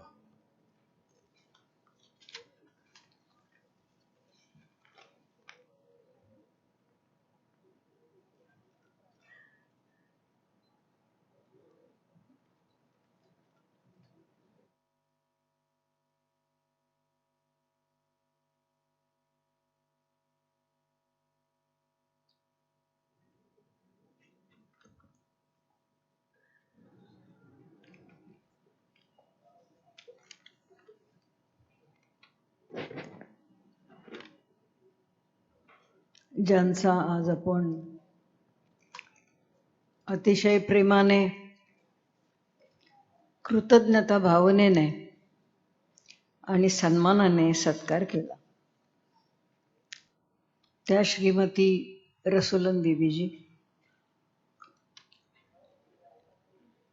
ज्यांनी हा पुरस्कार आयोजित केला, ते दिवा प्रतिष्ठानचे अध्यक्ष आणि त्यांचे सर्व कुटुंबीय, श्री मानकरजी, श्री उल्हास पवारजी गेलेत आता इथून, श्री अंकुश काकडेजी, श्री संत साहित्याचे अभ्यासक श्री देखणे, श्री चिस्तीजी, श्री मयूर जाधव, ब्रिगेडियर श्री प्रसाद जोशी, ॲडव्होकेट श्री प्रताप परदेशी, श्री आनंद श्राव, शहीद अब्दुल हमीदजी यांचे नातू श्री जमील आलम आणि उपस्थित सर्व बंधू भगिनींनो, आजचा हा अतिशय हृदय, मनाला हेलावून टाकणारा, जुन्या स्मृतींना उजाळा देणारा, शहीदांच्या बलिदानाला च्या समोर नतमस्तक होणारा असा हा अतिशय भावनिक असलेला कार्यक्रम दिवा प्रतिष्ठान आणि हनुमान मित्र मंडळ ज्यांच्या वतीने आयोजित केला, ही खरोखरच अतिशय उचित अशी गोष्ट झाली.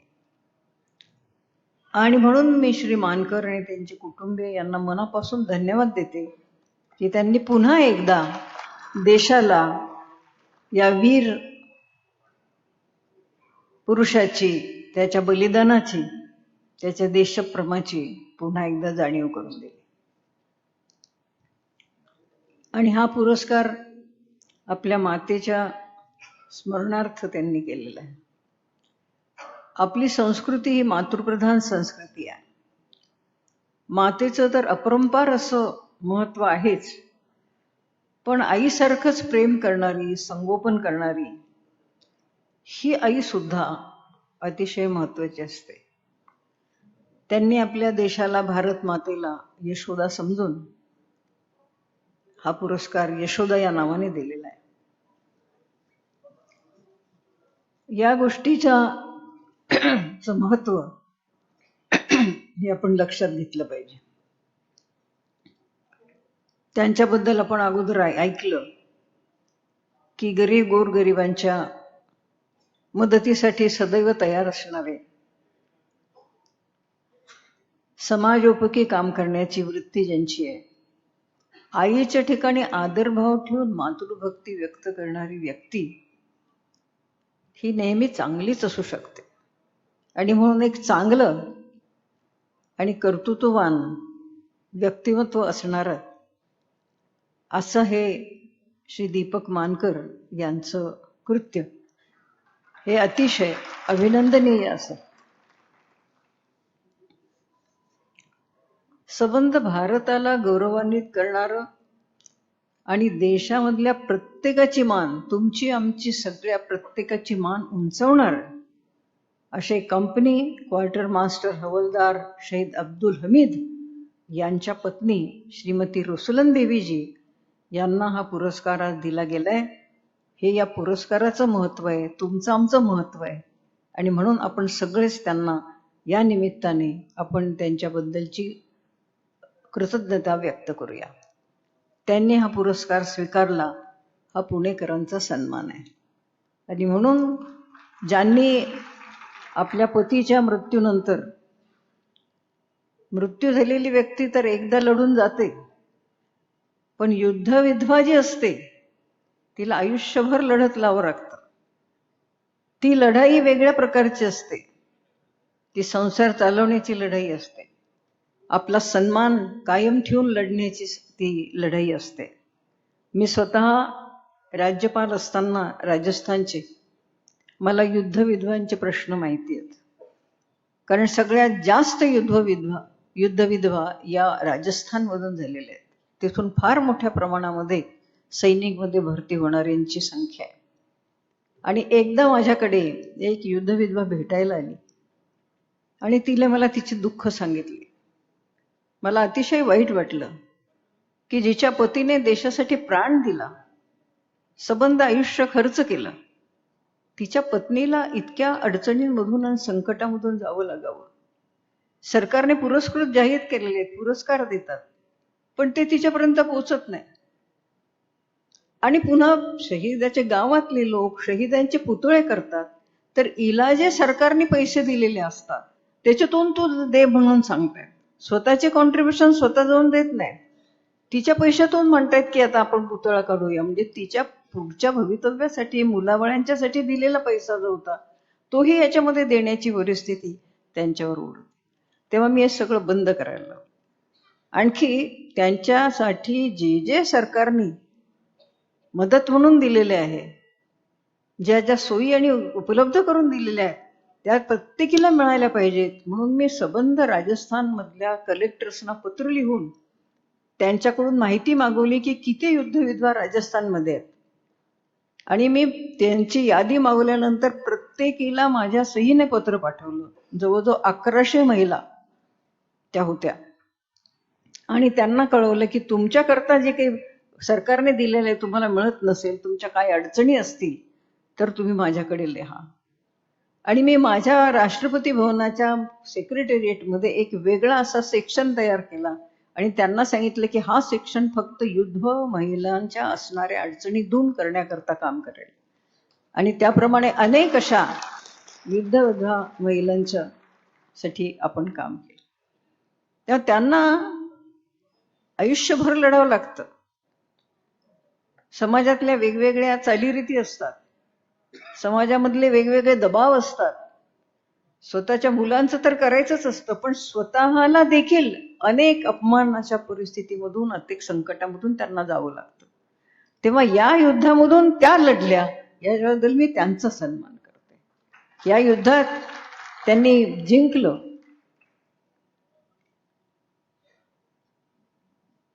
आत्ताच सांगण्यात आलं होतं की त्यांच्या नातू जमील यांनी सांगितलं, ज्या वेळेला 1965 मध्ये पाकिस्तानने अचानक युद्ध छेडलं रात्रीच्या वेळेला, त्यावेळेला त्यांना बोलवणं आलं आणि ताबडतोब निघून या म्हणून सांगितलं. त्यांनी तयारी केली. जे काही वाचलंय ते सांगते. त्यांनी तयारी केली, सामान वगैरे सगळं भरलं आणि बिछाना बांधत असताना ज्या दोरीने ते बांधत होते ती दोरी अचानक तुटली. रसुलन बीबी यांच्या मनात शंका आली, का काहीतरी अपशकुन आहे. आणि म्हणून त्यांनी विनंती केली की आजच्या दिवस जाऊ नका. पण ते असं म्हणाले की देशाच्यासाठी माझं जीवन आहे आणि देशाला माझी गरज आहे. सगळ्यात प्रिय जर कोणी असेल तर माझा देश मला प्रिय आहे आणि म्हणून मी थांबू शकणार नाही. त्यांच्या साश्रू नयनाने डोळ्यामध्ये अश्रू आणून त्यांनी आपल्या पतीला निरोप दिला. पुढे गेले सायकलवरती, तर सायकलची चेन तुटली.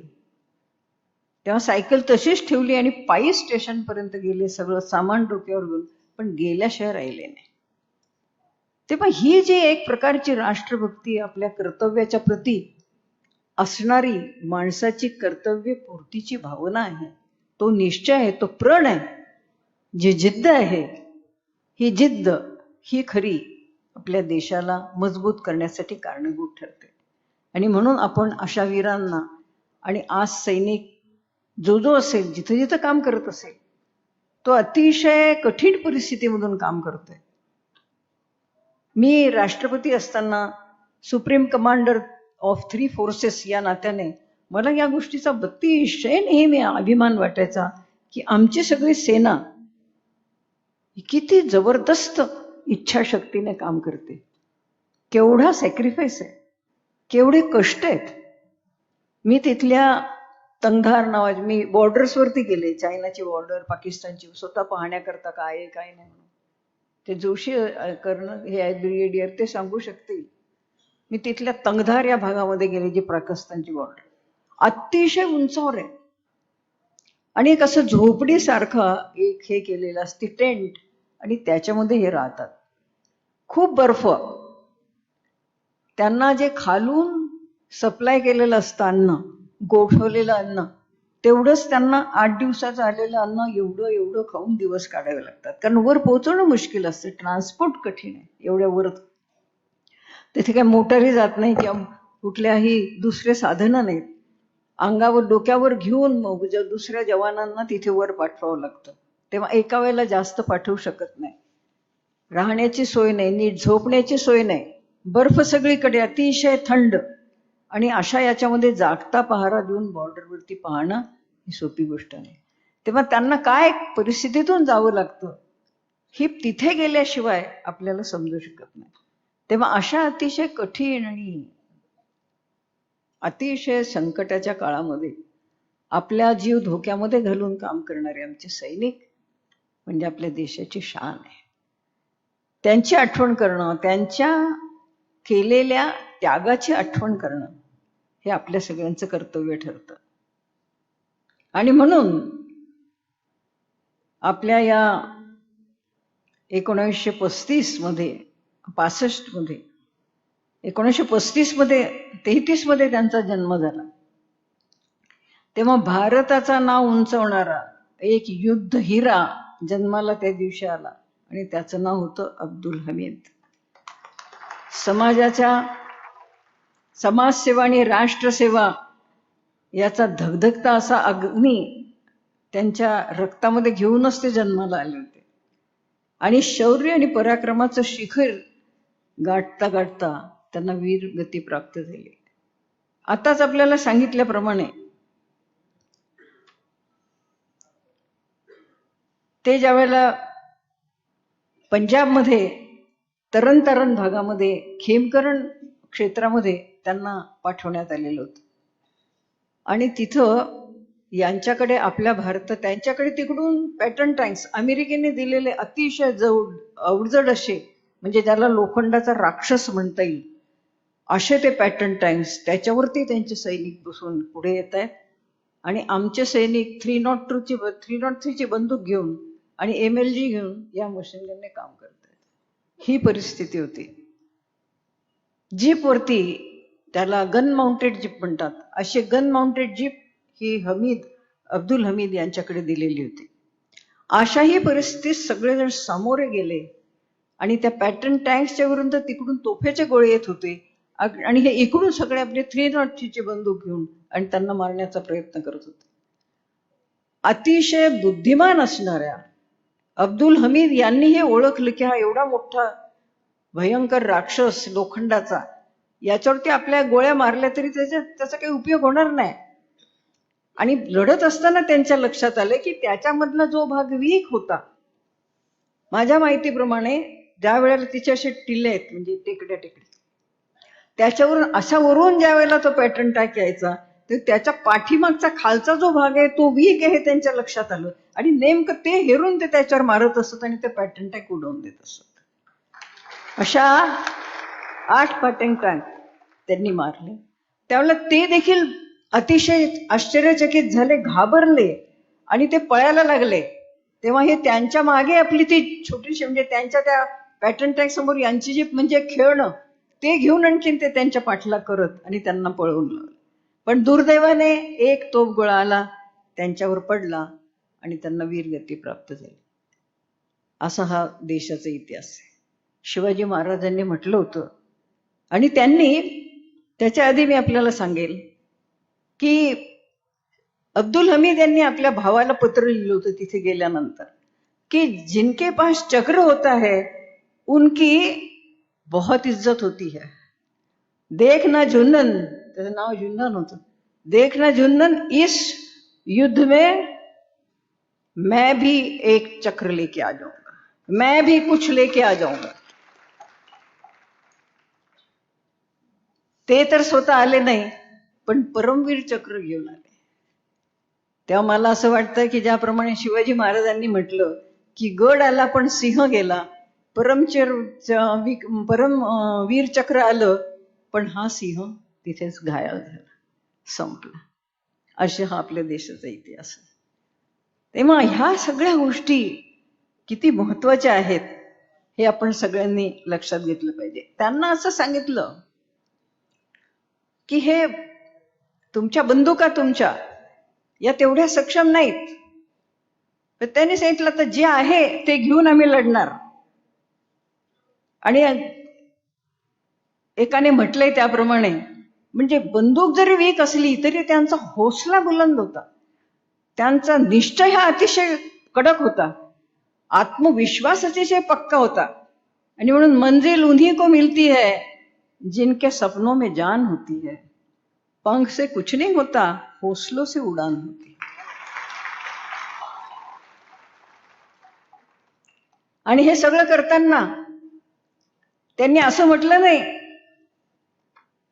की या देशामध्ये हिंदू जास्त आहे मी कशाला प्राण देऊ, या देशामध्ये जातीयता आहे, धर्मभेद आहेत सगळे, मी कशाला माझा प्राण देऊ, माझ्यानंतर माझी पत्नी मुलं बाळ यांचं सगळ्यांना कोण सांभाळेल, मी कशाला प्राण देऊ. त्यांचं एकच ध्येय होतं. ज्याप्रमाणे अर्जुनाला माशाचा डोळा दिसत होता त्याप्रमाणे त्यांना तो दुश्मनाचा पॅटर्न टँक दिसत होता आणि त्याला नष्ट करायचं, त्यांचा हार करायची, एवढं त्यांचं एक उद्दिष्ट होतं. तेव्हा देशाचा विचार होता.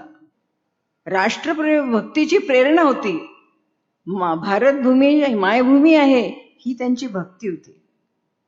आणि तीच संकल्पना घेऊन आज आमचे जवान आमच्यासाठी लढत आहेत. आणि ही आपण सगळ्यांनी जाणीव ठेवण्याची गरज आहे. हिंदुस्थान हा सगळा मोठा बगीचा आहे. ज्याप्रमाणे एखाद्या बगीच्यामध्ये वेगवेगळी फुलं असतात, सुगंधाची फुलं असतात, गुलाब आहे, मोगरा आहे, शेवंती आहे, जाई आहे, जुई आहे, चाफा आहे, वेगवेगळे रंग आहेत, सुगंध आहे वेगवेगळा.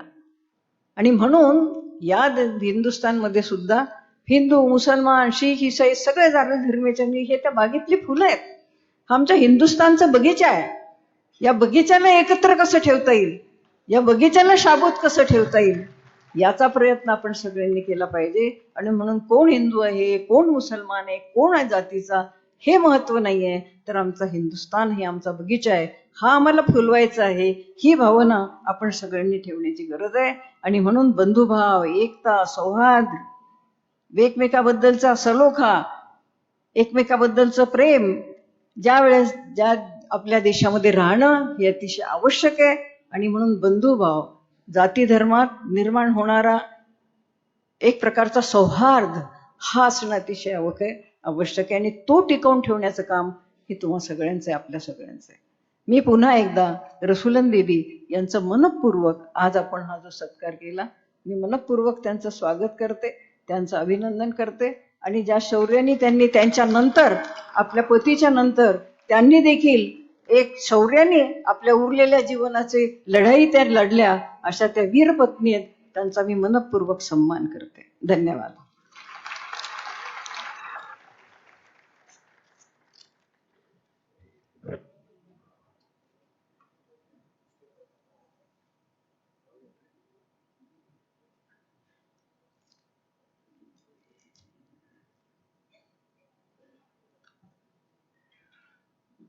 यानंतर आभार प्रदर्शन आणि त्यानंतर वंदे मातरम होऊन मग आजच्या कार्यक्रमाची सांगता होईल. आभार प्रदर्शनासाठी मी आमंत्रित करतोय दिवा प्रतिष्ठानचे हर्षवर्धन मानकर यांना.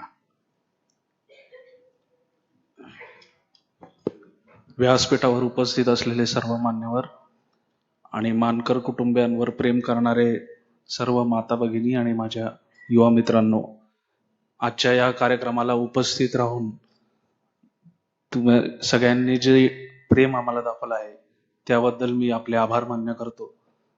आजचा सन्मान ज्यांना आपण दिला त्या वीर पत्नी रसूल्ला बीबी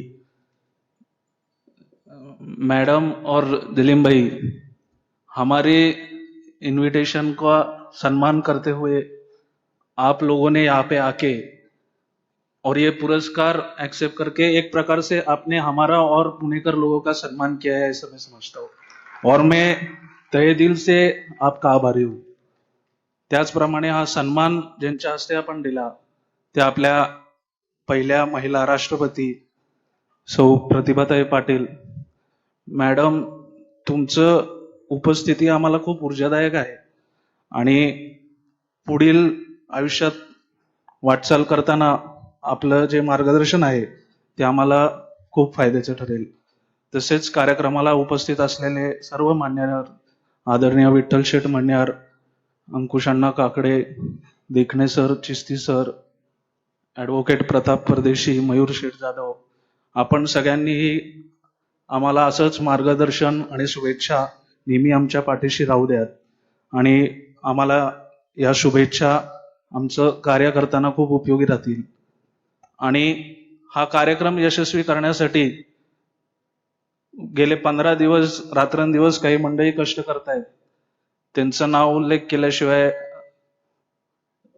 आदरणीय दत्ताभाऊ सागरे, आनंद सागरे, विशाल शेठ अगरवाल, सचिन थिटे आणि दिवा प्रतिष्ठान आणि वीर हनुमान मित्र मंडळाचे सर्व पदाधिकारी आणि कार्यकर्ते, मी आपल्या सगळ्यांचे सुद्धा आभार व्यक्त करतो. आणि पुन्हा एकदा आपण सगळ्यांनी आज इथं उपस्थित राहून जे प्रेम आमच्यावर दाखवलं आहे त्याच्यासाठी आपल्या सगळ्यांचे आभार मानतो आणि तसेच पत्रकार बंधू आपले सुद्धा आपले आभार मानतो. धन्यवाद. जय हिंद, जय महाराष्ट्र. ऐसा माना जाता है कि जो भरा नहीं है भावों से बहसी जिसमें रसदार नहीं, जो भरा नहीं है भावों से, बहती जिसमें रसधार नहीं, वो हृदय नहीं है, पत्थर है जिसमें स्वदेश का प्यार नहीं। भारतीय स्वतंत्रता के 70वें वर्ष में हम प्रवेश कर चुके हैं और इस दौर में हम लाए हैं आपके लिए स्वदेश प्रेम की एक आवेगपूर्ण लहर, जिसका नाम है वंदे मातरम, जिसे सुनते ही दिल में उठती है लहर राष्ट्र प्रेम की, राष्ट्र भक्ति की। वंदे मातरम स्वतंत्रता के इतिहास को बयां करने वाला एक महाकाव्य है, जिसे देश प्रेम की उज्जवल ज्योति प्रकाशमान है, जो आज भी भारतीय का प्राण मंत्र है, हर एक भारतीय की पहचान है। उसी तरह से इस भारतीयों के दिलों पर लहरा रहा है वो भारत का तिरंगा, केसरिया, सफेद और हरा। वैसे देखा जाए तो ये केवल 3 रंग है, लेकिन एक साथ जुड़ते ही हमारा भारतीय तिरंगा कहलाते हैं और संदेश देते हैं त्याग, बलिदान और हरित क्रांति का। आओ इस अनूठी कल्पना को साकार रूप में देखे और दिल से बोले वंदे मातरम, वंदे मातरम, वंदे मातरम। वंदे मातरम, वंदे मातरम, सुजलाम सुफलाम मलयज शीतलाम शस्य श्यामलाम मातरम, वंदे मातरम। शुभ्र ज्योत्स्ना पुलकितयामिनी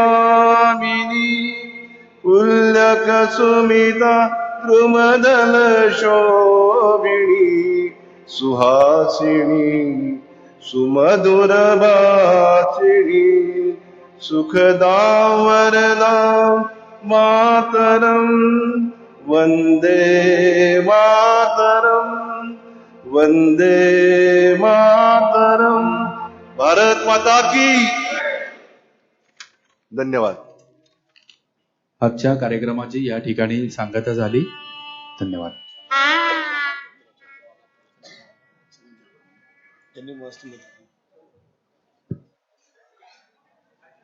बालगंधर्व रंगमंदिराचे सर्व कर्मचारी, पोलीस बांधव, ध्वनी संयोजक, त्याचप्रमाणे प्रकाश व्यवस्था, छायाचित्रण करणाऱ्या सगळ्यांचे सुद्धा मनपूर्वक आभार।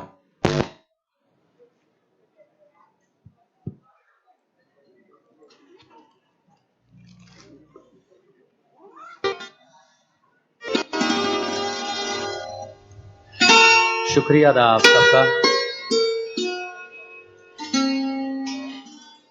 दिवा प्रतिष्ठान और वीर हनुमान मित्र मंडल की ओर से यशोदा पुरस्कार 2018 में आपकी उपस्थिति का तहे दिल से शुक्रिया अदा करते हुए हम सभी सदस्य यहां पर आपसे इजाजत चाहते हैं। अगले वर्ष एक और वीर परिवार से मुलाकात होगी। देश और देश के लिए मर मिटने वाले को प्रणाम करने के लिए हम उपस्थित होंगे। तब तक के लिए जय हिंद।